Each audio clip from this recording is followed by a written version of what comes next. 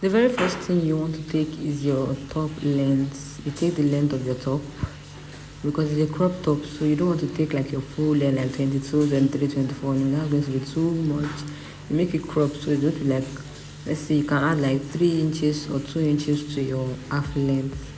That's the arc I used though. So the half length of this client is 17, so I used 19 plus 1 inch allowance. So you can do 2 inches allowance to make it like 20. So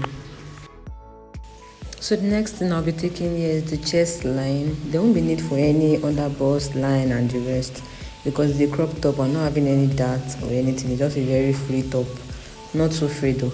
So I'm taking 10 inches because it's not like a very small size. So 10 inches on my length of the top. So now I'm taking my shoulder measurement divided by 2. I marked it and then I'll go down by 1. This is not like our basic top. It's nothing serious. The design is on the sleeve. So I don't want the neck to be so up. Like the style normally is meant to be like a choke neck, but you can freestyle anything you want. You can make it free. You can make it a little bit wide. Everything just depends. I'm taking 3.5 by 3.5 in this tutorial.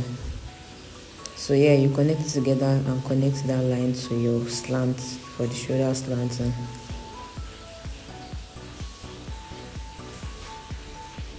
So after this, you just take your armhole measurement. We all know the trick for the armhole measurement. Your bust circumference divided by 6 plus 1.5. That's how you get your armhole measurement. Then you confirm it down and then connect to the slanting. So now you make this line for your armhole line.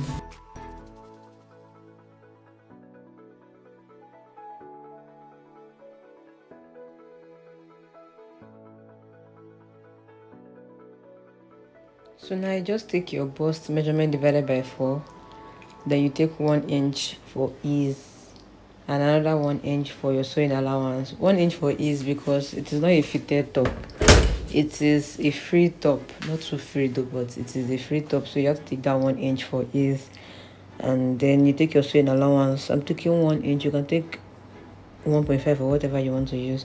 So you get your midpoint of your armhole and then connect it together. And that's like basically everything you need to know for this top. It is just like your basic top, but just the one inch for ease you're going to have because it's not fitted.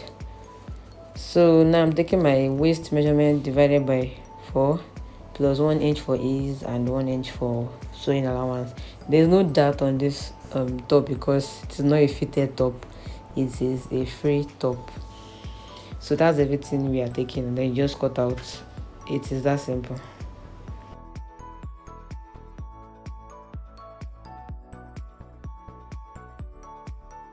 So now for the back piece, just place the front on the back as usual. Add your your zip allowance. Then I'm measuring 2 inches. I don't want this to be too high. I want it to be free and the neck also to be free. So you just connect it together and that's all. You cut out. Don't forget to notch your zip allowance.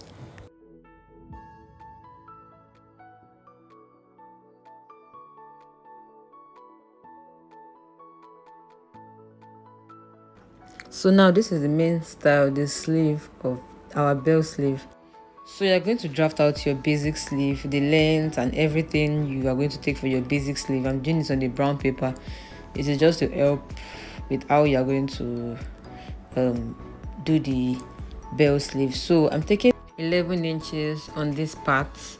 So now this 11 inches is not constant. It depends on how big you want the mouth to be, the bell. So this is just 11 inches. You can make it 12, you can make it 13, depend on how big you want it to be.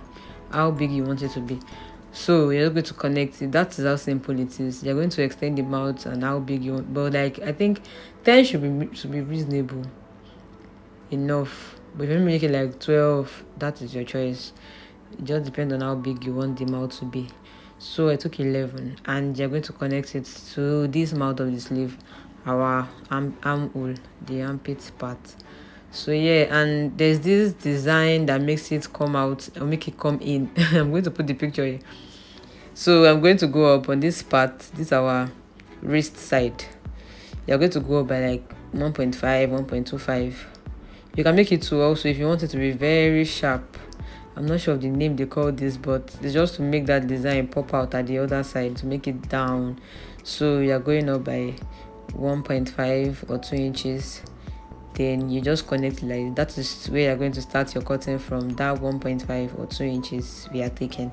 And then you just cut out the pattern.